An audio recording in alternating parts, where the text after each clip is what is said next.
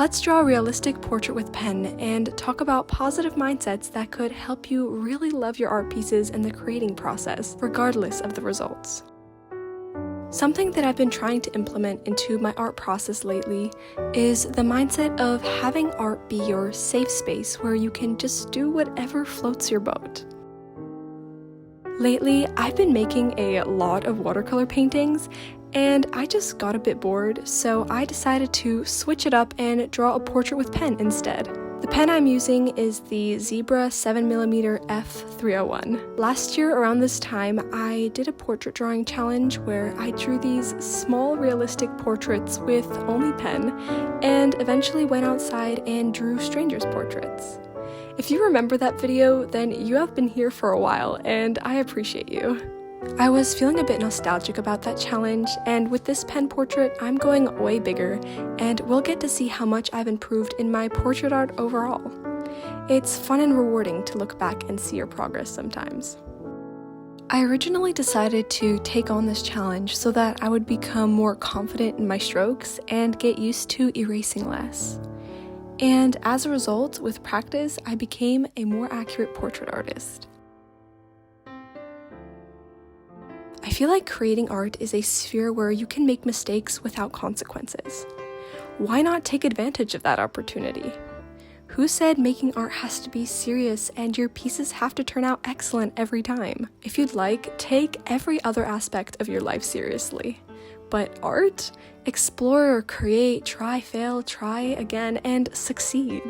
Because through creating art, you can learn so many life lessons on a smaller scale.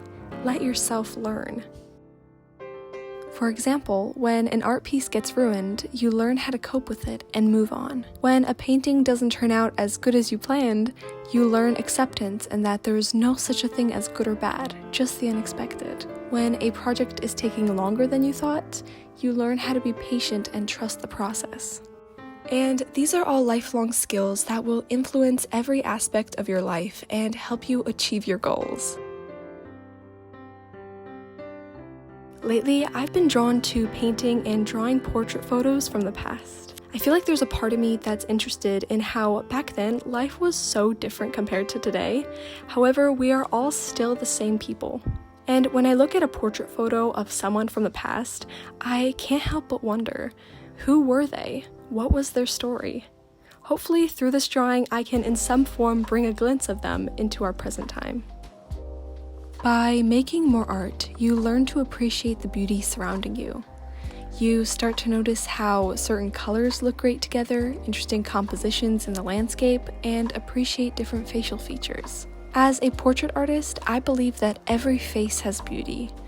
Usually, we are most insecure about what makes us stand out. However, interestingly enough, I found that I enjoy drawing faces that have unique features. I think that the beauty of art is that it brings certain truths to light. I find that perfect plastic faces are boring and have no personality. They look fake. I personally believe that there is no such a thing as an ugly person. Unfortunately, we live in a time where certain beauty standards are pushed, and society tirelessly scrambles to artificially fit in this box. Maybe that's another reason why I'm drawn to faces from the past, because to me they look more natural and genuine. Something I'm trying to capture with this drawing is flow. I'm trying to be mindful of the direction of my strokes and to keep them rounded as opposed to straight lines. I got this reference photo off of Pinterest, and what initially caught my eye about it is the beautiful and intricate hairstyle.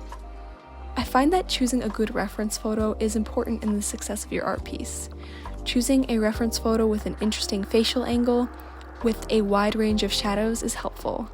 Also, pay attention to how that photo makes you feel, as this is going to be the energy that your painting will have. For this reference photo, I liked the calm and open energy that this girl was giving me and the flow of her hair. Something else that art has taught me is that everything happens for the reason. A failure in your art could influence you to change your direction and break out of a pattern that wasn't working for you. One morning, I forced myself to get out of bed early and go on a walk to meet the sunrise. As I was walking home, I found this bracelet washed ashore, and if I had walked by just moments later or earlier, the bracelet would have been long washed away by the waves. I think this is a sort of energy bracelet, but I don't know exactly what it means. If you're familiar with these types of bracelets, please let me know in the comments what these rocks symbolize and what the sign means. Randomly finding that bracelet made me feel as though I was being rewarded for going against my nature of sleeping in. And this can apply to more than just art. Optimistic thinking and choosing to see the positive side of events helps you overcome challenging times and come out of them even stronger than before. Another concept I've been trying to put into practice is becoming less attached to what you create. When you spend so much time, thought, and energy into an art piece, you end up developing an emotional connection to it. While this is natural, it can also make you end up obsessing over your piece, stressing about the end result, and getting upset when it doesn't work out as expected. I feel like this stems from thinking that you won't be able to make another art piece that is better. A solution to this is simply to make more art. The more art pieces you make, the more you'll gain confidence in your abilities, and you yourself will see how your 10th painting is so much better than your first. The way the human brain works is that the more you train it, the more it improves. When you learn to become less attached to your art, you'll also be able to see it more objectively, and you'll be able to both receive artistic critique and give it to yourself, without taking it too much to heart. Because there's always room for improvement, and when you are able to constructively see and fix the flaws in your artworks, you'll improve in your art so much faster. At this point in the drawing process, I was being more careful and tried not to go too far with the shading and details. When creating, it's important to listen to the voice in your head when it is telling you to stop. Better do less and add more later than to add too much and not be able to undo it. Taking your art less seriously and becoming less attached to what you create can grow your love of both the process of creating art and of your art pieces themselves. Be fearless. If anything in this video speaks to you, please leave a like and share your thoughts in the comments down below. Thank you for watching.